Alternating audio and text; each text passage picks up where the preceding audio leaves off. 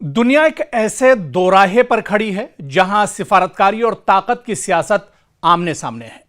मशरिक़ वस्ता में बढ़ती कशीदगी, ईरान और अमेरिका के ताल्लुकात में मुसलसल तलखी और आलमी ताकतों की नई सफबंदी के दरमियान शंघाई ताउन तंजीम यानी एससीओ के वज़राए खारजा इजलास से ईरान ने एक बार फिर यह वाज़े कर दिया है कि वो अमरीकी दबाव के सामने झुकने वाला नहीं है।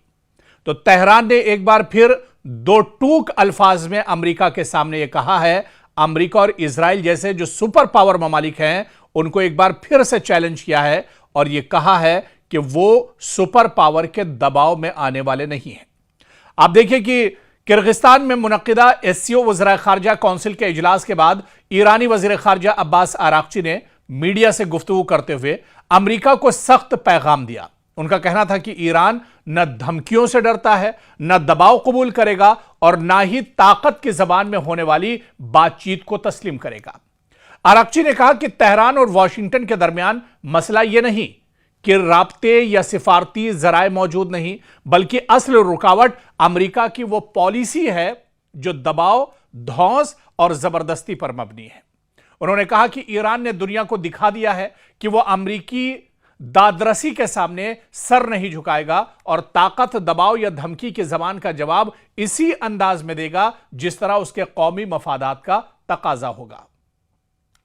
ईरानी वजीर खारजा ने बताया कि बाज मामलात में पाकिस्तान के सालसी के जरिए मुख्तलिफ तजावीज पर तबादला ख्याल एक फितरी सिफारती अमल था। ताहम उन्होंने वाज़ेह किया कि ईरान किसी भी मुज़ाकरात में अपनी खुद मुख्तारी और कौमी मफादात पर समझौता नहीं करेगा। अब्बास आरागची ने कहा कि अबनाए हुर्मुज़ में ईरान के मफादात और ईरानी अवाम की सलामती का तहफ़्फ़ुज़ तेहरान की अव्वलीन तरजीह है। इनके मुताबिक जब तक ईरानी अवाम के जायज़ मुतालबात पूरे नहीं होते, ईरान अपने उसूली मौक़िफ़ पर कायम रहेगा।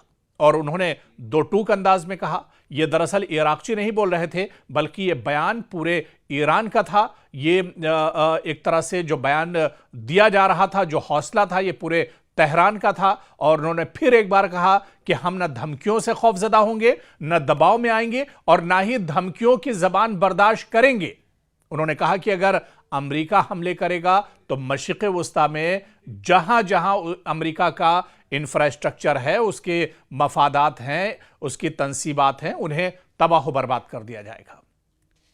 और अपने खिताब में आरागची ने शंघाई ताउन तंजीम के रुकन ममालिक जो मेंबर्स हैं उन पर जोर दिया कि वो आलमी सियासत में यकतरफा इक़दामात और ताकत के बल पर फैसले मुसल्लत करने की कोशिशों की मुखालिफत करें। खुल के उन्होंने कहा कि इस तरह के प्लेटफॉर्म तो बहुत हैं, लेकिन कमजोर ममालिक की उन प्लेटफॉर्म पर सुनी नहीं जाती है। कमजोर ममालिक के साथ कोई खड़ा नहीं होता है। और ऐसे में उन्होंने कहा कि अमेरिका सुपर पावर होगा तो वो अपने घर के लिए है, लेकिन अगर वो ईरान को आंख दिखाएगा तो ईरान उसकी आंखें निकाल लेगा। उन्होंने कहा कि आलमी निज़ाम की बुनियाद बैनुल अक़वामी कानून, रियासतों की खुद मुख्तारी और बाहिमी एहतराम पर होनी चाहिए, ना कि ताकतवर ममालिक की मर्जी पर। और इजलास के मौके पर ईरानी वजीर खारजा ने बिल्कुल खुलकर, पूरी दुनिया देख रही थी, अमेरिका के लिए बहुत बड़ा झटका था। अमेरिका खुद दरअसल यहां पर मौजूद था और देख रहा था कि अमेरिका का जो डेलीगेशन था कि किस तरह से ईरानी वजीर खारजा ने रूस, चीन, पाकिस्तान, मिस्र, उज़्बेकिस्तान और किर्गिस्तान के जो लीडर्स हैं, उनकी जो लीडरशिप है, वज़राए खारजा हैं, उनसे अलग अलग मुलाकातें भी की। और यह दरअसल बहुत बड़ा झटका है। अमेरिका यह समझता है कि ईरान तने तनहा है, लेकिन ईरान के साथ दुनिया की बड़ी ताकतें खड़ी हैं।